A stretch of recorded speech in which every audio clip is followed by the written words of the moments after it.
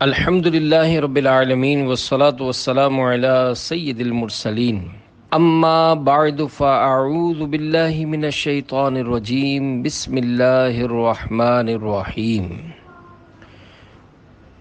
گناہوں سے پاک صاف، یہ مضمون فیضان رمضان کے صفحہ 371 تا 384 سے لیا گیا ہے۔ دعائے عطار، یا اللہ جو کوئی رسالہ گناہوں سے پاک صاف کے 14 صفحات پڑھ یا سن لے، اس کو گناہوں سے پاک صاف کر کے بے حساب جنت الفردوس میں داخلہ عطا فرما، آمین بجاہ نبی الامین صلی اللہ علیہ وآلہ وسلم۔ درود شریف کی فضیلت۔ اللہ پاک کے آخری نبی صلی اللہ علیہ وآلہ وسلم کا ارشاد ہے، جس نے مجھ پر ایک بار درود پاک پڑھا، اللہ عز و جل اس پر 10 رحمتیں بھیجتا ہے۔ صلو علی الحبیب صلی اللہ علی محمد۔ عید کے 3 حروف کی نسبت سے 6 عید کے روزوں کے فضائل پر مشتمل 3 فرامین مصطفیٰ صلی اللہ علیہ وآلہ وسلم 9 مولود کی طرح گناہوں سے پاک۔ نمبر 1، جس نے رمضان کے روزے رکھے پھر 6 دن شوال میں رکھے تو گناہوں سے ایسے نکل گیا جیسے آج ہی ماں کے پیٹ سے پیدا ہوا ہے، گویا عمر بھر کا روزہ رکھا۔ نمبر 2، جس نے رمضان کے روزے رکھے پھر ان کے بعد 6 دن شوال میں رکھے تو ایسا ہے جیسے دہر کا یعنی عمر بھر کے لیے روزہ رکھا، سال بھر روزے رکھے۔ نمبر 3، جس نے عید الفطر کے بعد شوال میں 6 روزے رکھ لیے تو اس نے پورے سال کے روزے رکھے کہ جو ایک نیکی لائے گا اسے 10 ملیں گی، تو ماہ رمضان کا روزہ 10 مہینے کے برابر ہے، اور ان 6 دنوں کے بدلے میں 2 مہینے، تو پورے سال کے روزے ہو گئے۔ 6 عید کے روزے کب رکھے جائیں؟ پیارے پیارے اسلامی بھائیوں، صدر الشریعہ بدر الطریقہ حضرت علامہ مولانا مفتی محمد امجد علی اعظمی رحمۃ اللہ علیہ بہار شریعت کے حاشیے میں فرماتے ہیں، بہتر یہ ہے کہ یہ روزے متفرق یعنی جدا جدا رکھے جائیں، اور عید کے بعد لگاتار 6 دن میں ایک ساتھ رکھ لیے جب بھی حرج نہیں۔ خلیل ملت حضرت علامہ مولانا مفتی محمد خلیل خان قادری برکاتی رحمۃ اللہ علیہ فرماتے ہیں، یہ روزے عید کے بعد لگاتار رکھے جائیں تب بھی مذائقہ نہیں، اور بہتر یہ ہے کہ متفرق یعنی جدا جدا رکھے جائیں، یعنی جیسے ہر ہفتے میں 2 روزے، اور عید الفطر کے دوسرے روز 1 روزہ رکھ لے اور پورے ماہ میں رکھے تو اور بھی مناسب معلوم ہوتا ہے۔ الغرض عید الفطر کا دن چھوڑ کر سارے مہینے میں جب چاہیں 6 عید کے روزے رکھ سکتے ہیں۔ صلو علی الحبیب صلی اللہ علی محمد۔ ذوالحجۃ الحرام کے ابتدائی 10 دن کے فضائل فتاوی رضویہ جلد 10 صفحہ 649 پر ہے۔ صوم یعنی روزہ وغیرہ اعمال صالحہ یعنی نیک اعمال کے لیے بعد رمضان المبارک سب دنوں سے افضل عشرہ ذی الحجہ ہے۔ اللہ کے 4 حروف کی نسبت سے عشرہ ذوالحجۃ الحرام کے فضائل کے متعلق 4 فرامین مصطفیٰ صلی اللہ علیہ وآلہ وسلم۔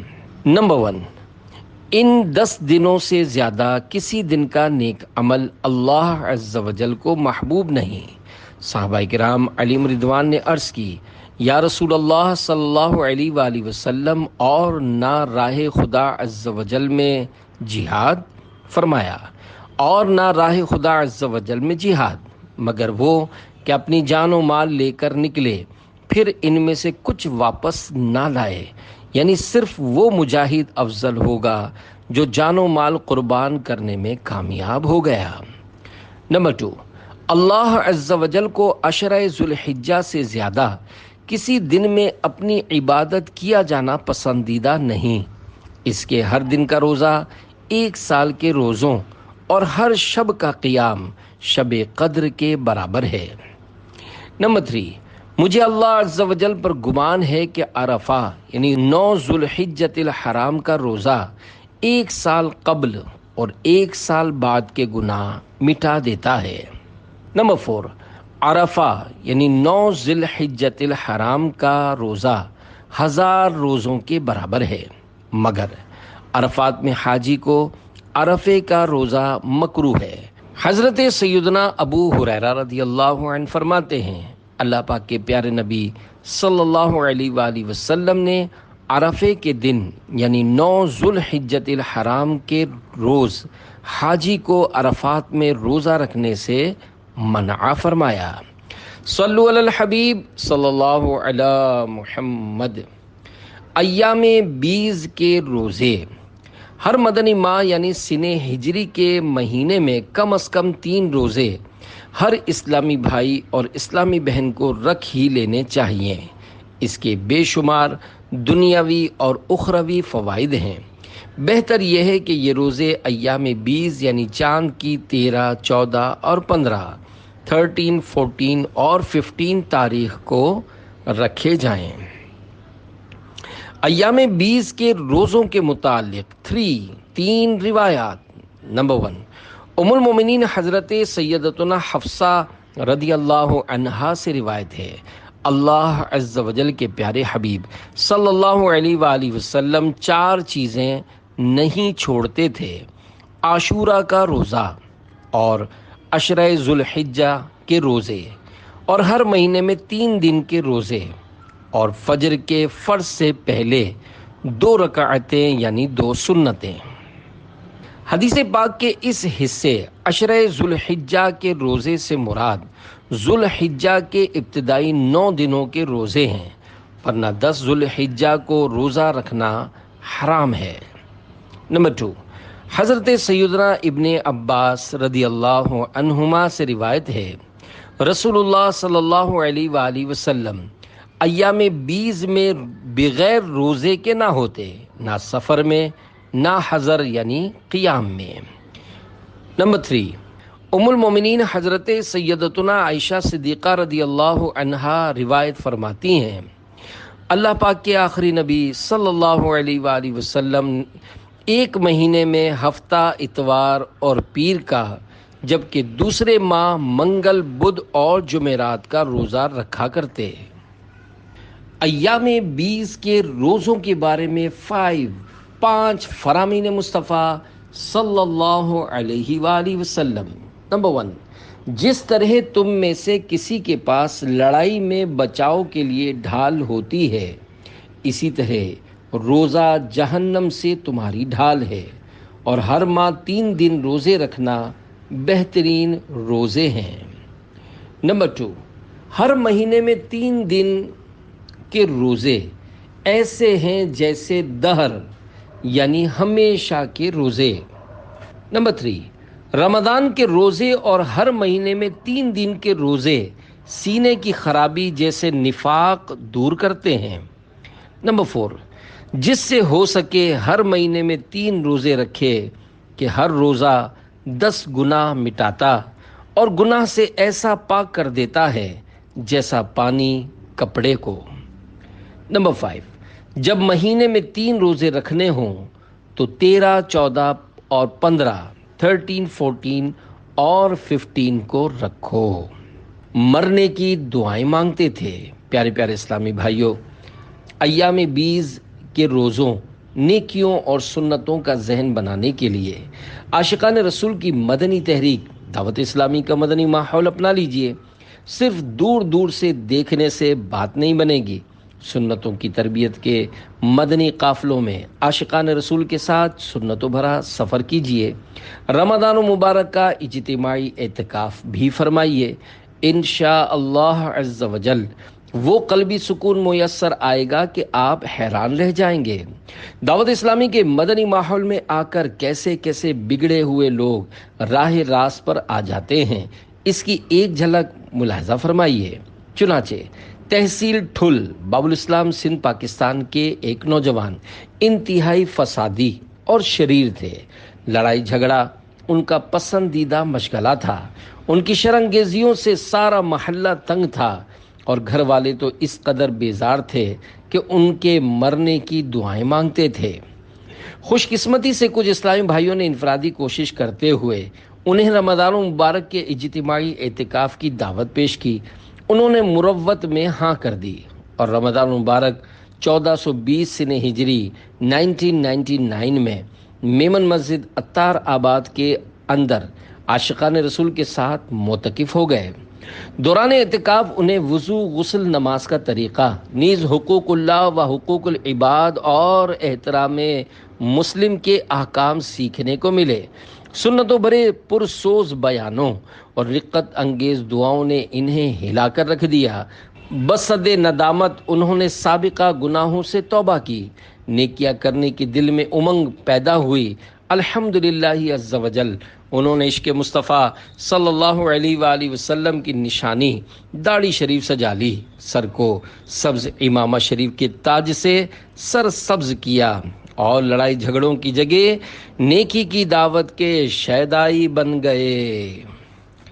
آؤ آ کر گناہوں سے توبہ کرو، مدنی ماحول میں کر لو تم اعتکاف، رحمت حق سے دامن تم آ کر بھرو، مدنی ماحول میں کر لو تم اعتکاف۔ صلو علی الحبیب صلی اللہ علی محمد۔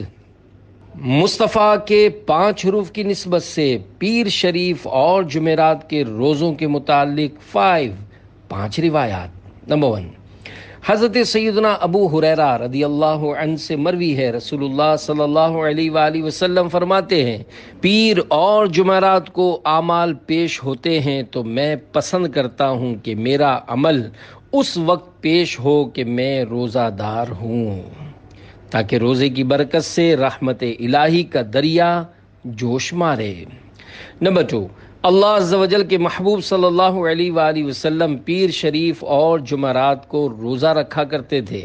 اس کے بارے میں عرض کی گئی تو فرمایا، ان دونوں دنوں میں اللہ تعالی ہر مسلمان کی مغفرت فرماتا ہے مگر وہ 2 شخص جنہوں نے باہم یعنی آپس میں جدائی کر لی ہے، ان کی نسبت ملائکہ سے فرماتا ہے، انہیں چھوڑ دو یہاں تک کہ صلح کر لیں۔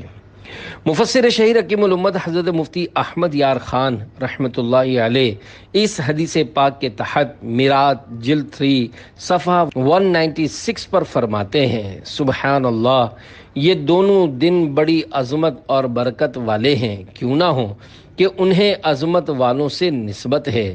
جمعرات تو جمعہ کا پڑوسی ہے اور حضرت آمینہ خاتون کے حاملہ ہونے کا دن ہے، اور پیر حضور انور صلی اللہ علیہ وآلہ وسلم کی ولادت کا دن بھی ہے اور نزول قرآن کا بھی۔ نمبر 3، ام المومنین حضرت سیدتنا عائشہ صدیقہ رضی اللہ عنہا روایت فرماتی ہیں، رسول اللہ صلی اللہ علیہ وآلہ وسلم پیر اور جمعرات کے روزے کا خاص خیال رکھتے تھے۔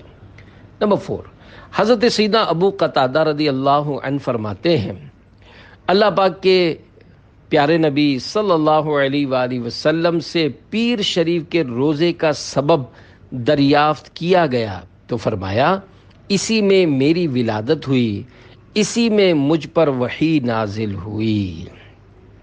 نمبر 5، حضرت سیدنا اسامہ بن زید رضی اللہ تعالی عنہما کے غلام رضی اللہ عنہ سے مروی ہے، فرماتے ہیں کہ سیدنا اسامہ بن زید رضی اللہ عنہما سفر میں بھی پیر اور جمعرات کا روزہ ترک نہیں فرماتے تھے۔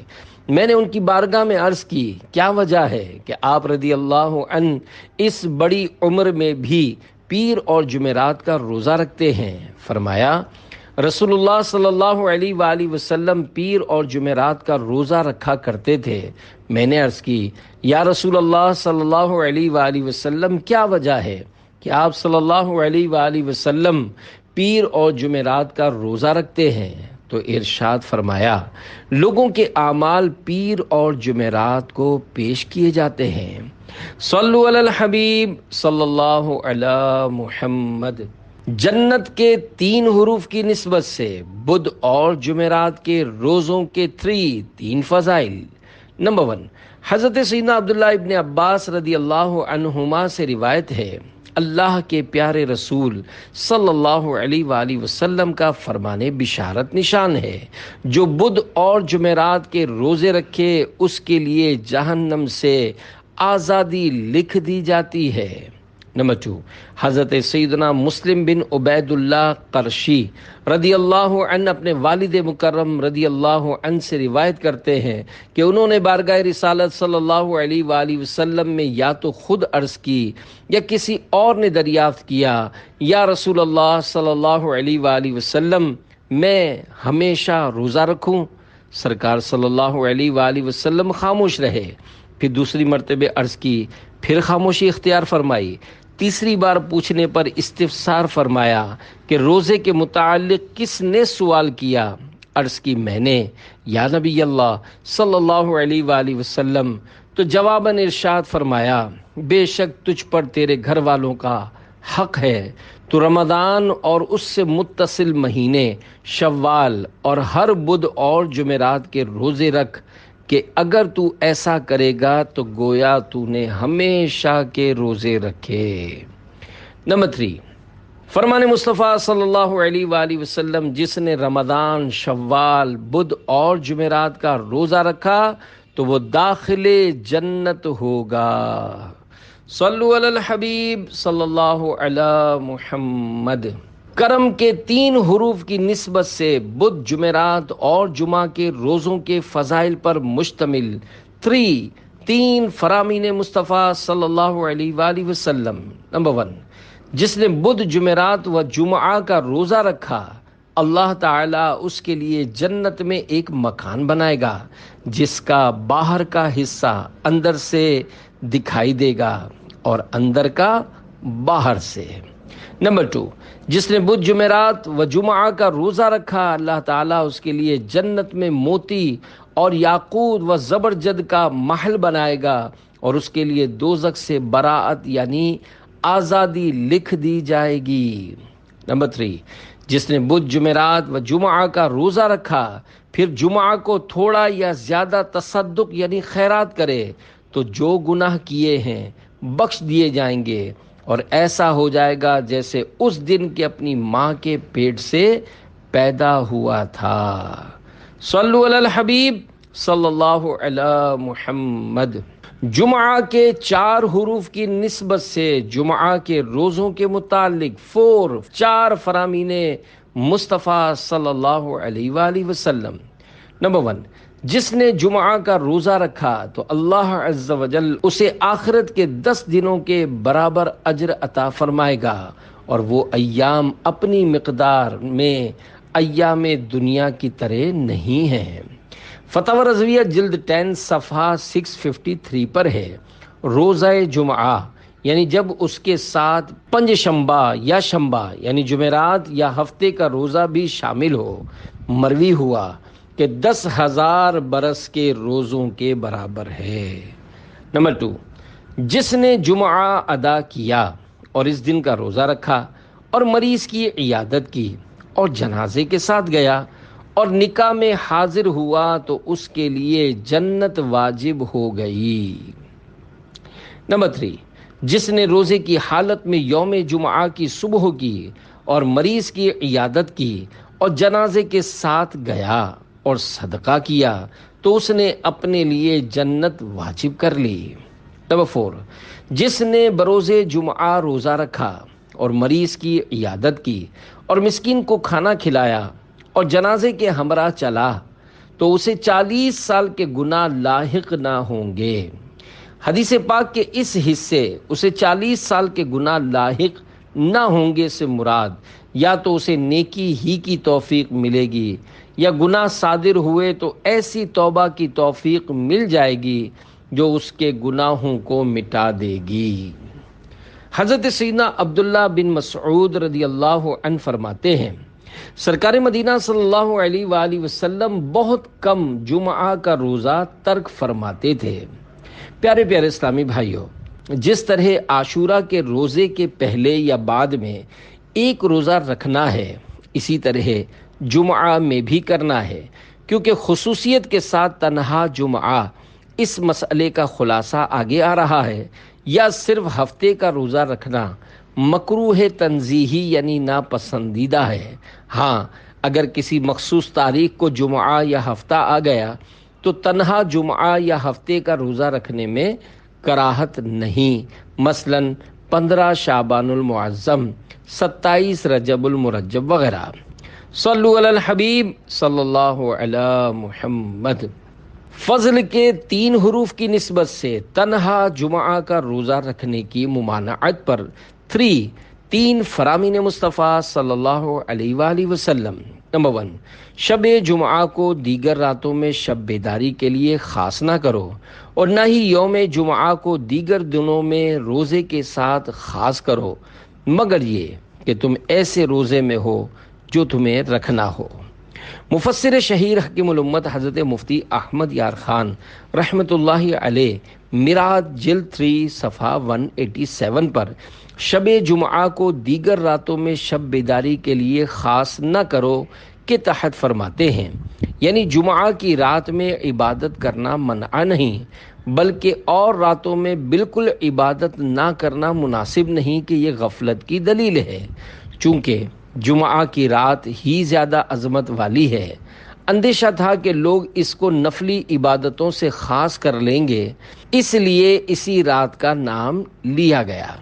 نمبر 2، تم میں سے کوئی ہرگز جمعہ کا روزہ نہ رکھے مگر یہ کہ اس کے پہلے یا بعد میں ایک دن ملا لے۔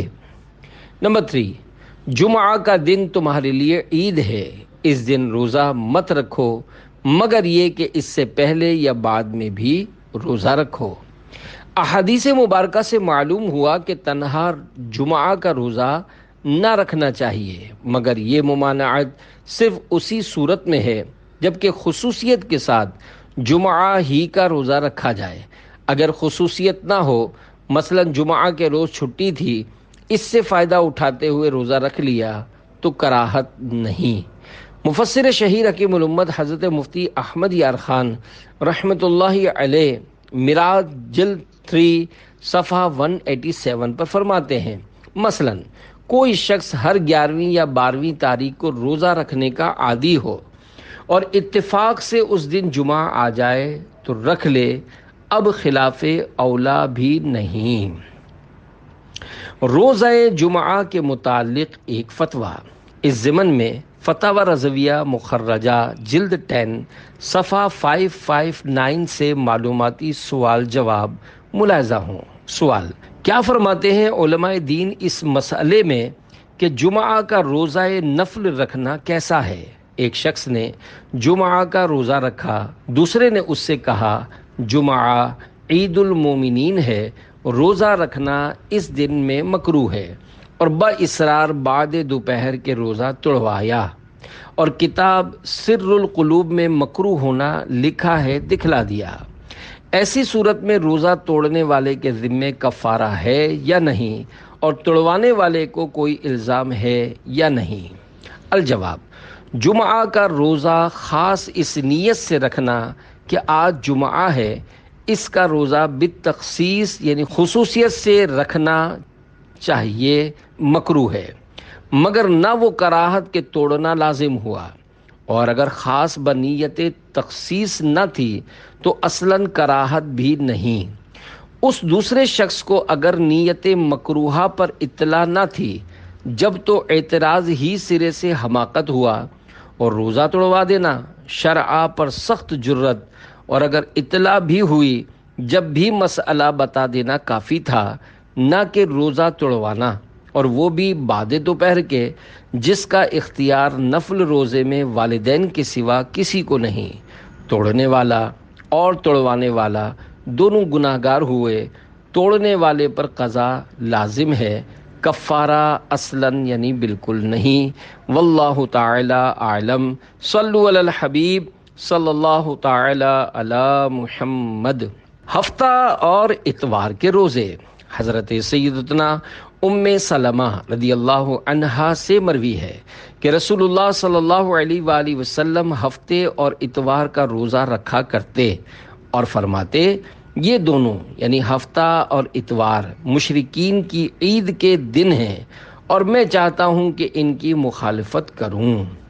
تنہا ہفتے کا روزہ رکھنا منع ہے، چنانچہ حضرت سیدنا عبداللہ بن بسر رضی اللہ عنہ اپنی بہن رضی اللہ عنہا سے روایت کرتے ہیں کہ رسول اللہ صلی اللہ علیہ وآلہ وسلم نے ارشاد فرمایا، ہفتے کے دن کا روزہ فرض روزوں کے علاوہ مت رکھو۔ حضرت سیدنا امام ابو عیسیٰ ترمذی رحمۃ اللہ علیہ فرماتے ہیں کہ یہ حدیث حسن ہے، اور یہاں ممانعت سے مراد کسی شخص کا ہفتے کے روزے کو خاص کر لینا ہے کہ یہودی اس دن کی تعظیم کرتے ہیں۔ صلو علی الحبیب صلی اللہ علی محمد۔ اے شہنشاہ مدینہ کہ 13 حروف کی نسبت سے روزہ نفل کے 13 مدنی پھول۔ ماں باپ اگر بیٹے کو نفل روزے سے اس لیے منع کریں کہ بیماری کا اندیشہ ہے تو والدین کی اطاعت کرے۔ شوہر کی اجازت کے بغیر بیوی نفل روزہ نہیں رکھ سکتی۔ نفل روزہ قصداً شروع کرنے سے پورا کرنا واجب ہو جاتا ہے، اگر توڑے گا تو قضا واجب ہوگی۔ نفل روزہ جان بوجھ کر نہیں توڑا بلکہ بلا اختیار ٹوٹ گیا، مثلا عورت کو روزے کے دوران حیض آ گیا تو روزہ ٹوٹ گیا مگر قضا واجب ہے۔ نفل روزہ بلا عذر توڑنا ناجائز ہے۔ مہمان کے ساتھ اگر میزبان نہ کھائے گا تو اسے یعنی مہمان کو ناگوار گزرے گا، یا مہمان اگر کھانا نہ کھائے تو میزبان کو اذیت ہوگی، تو نفل روزہ توڑنے کے لیے یہ عذر ہے، بشرط یہ کہ یہ بھروسہ ہو کہ اس کی قضا رکھ لے گا، اور یہ بھی شرط ہے کہ ضحوہ کبریٰ سے پہلے توڑے، بعد کو نہیں۔ والدین کی ناراضی کے سبب عصر سے پہلے تک نفل روزہ توڑ سکتا ہے، بعد عصر نہیں۔ اگر کسی اسلامی بھائی نے دعوت کی تو ضحوہ کبریٰ سے قبل نفل روزہ توڑ سکتا ہے مگر قضا واجب ہے۔ اس طرح نیت کی کہ کہیں دعوت ہوئی تو روزہ نہیں اور نہ ہوئی تو ہے، یہ نیت صحیح نہیں، بہرحال روزہ دار نہیں۔ ملازم یا مزدور اگر نفل روزہ رکھیں تو کام پورا نہیں کر سکتے تو مستاجر یعنی جس نے ملازمت یا مزدوری پر رکھا ہے کہ اجازت ضروری ہے، اور اگر کام پورا کر سکتے ہیں تو اجازت کی ضرورت نہیں۔ ملازمت کے متعلق بہترین معلومات کے لیے مکتبۃ المدینہ کا شائع کردہ صرف 22 صفحات کا رسالہ حلال طریقے سے کمانے کے 50 مدنی پھول کا ضرور مطالعہ فرمائیے۔ طالب علم دین اگر نفل روزہ رکھتا ہے تو کمزوری ہوتی، نیند چڑھتی اور سستی کے سبب طلب علم دین میں رکاوٹ کھڑی ہوتی ہے تو افضل یہ ہے کہ نفل روزہ نہ رکھے۔ حضرت سیدنا داؤد علیہ السلام ایک دن چھوڑ کر ایک دن روزہ رکھتے تھے۔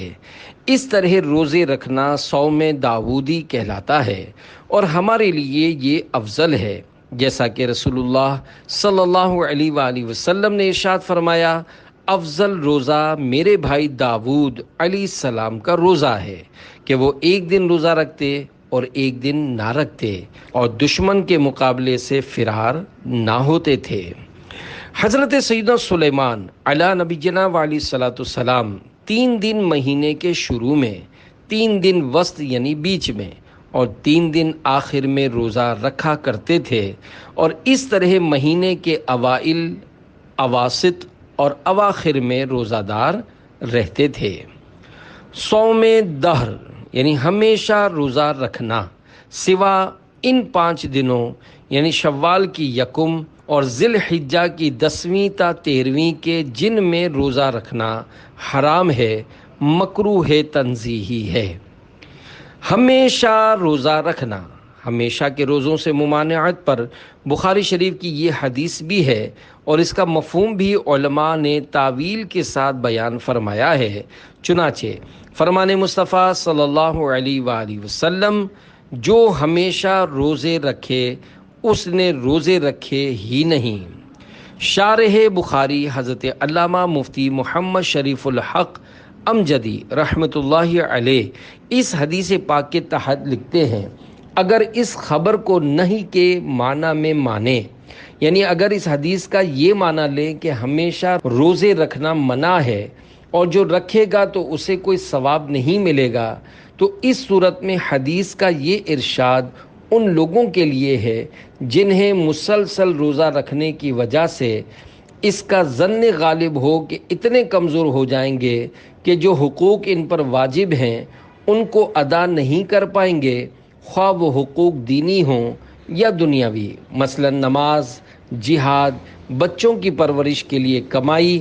اور پہلی صورت سے ہٹ کر دوسری صورت یہ بنتی ہے کہ اگر مسلسل روزہ رکھنے کی وجہ سے اگر ان روزہ داروں کا ظن غالب ہو کہ حقوق واجبات تو کما حق ہو، یعنی مکمل طور پر ادا کر لیں گے، مگر حقوق غیر واجبہ ادا کرنے کی قوت نہیں رہے گی، ان کے لیے روزہ مکروہ یا خلاف اولا ہے۔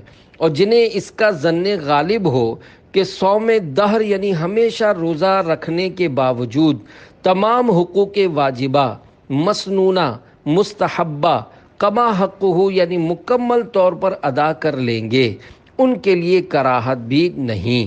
بعض صحابہ کرام جیسے ابو طلحہ انصاری اور حمزہ بن عمرو و اسلمی رضی اللہ تعالی عنہما صوم دہر یعنی ہمیشہ روزہ رکھتے تھے اور حضور اقدس صلی اللہ علیہ وآلہ وسلم نے انہیں منع نہیں فرمایا۔ اسی طرح بہت سے تابعین اور اولیاء کرام سے بھی صوم دہر یعنی ہمیشہ روزہ رکھنا منقول ہے۔ یا رب مصطفیٰ عز و جل ہمیں زندگی، صحت اور فرصت کو غنیمت جانتے ہوئے خوب نفل روزے رکھنے کی سعادت عنایت فرما، انہیں قبول بھی کر ہمیں بے حساب بخش دے اور ہمارے میٹھے میٹھے محبوب صلی اللہ علیہ وآلہ وسلم کی ساری امت کی مغفرت فرما، آمین بجاہ نبی الامین صلی اللہ علیہ وآلہ وسلم۔ صلو علی الحبیب صلی اللہ تعالی علی محمد۔ اللہ صلو علی الحبیب صلی اللہ تعالی علی محمد۔ اگر سدھرنا چاہتے ہو تو مدنی انعامات مضبوطی سے تھام لو۔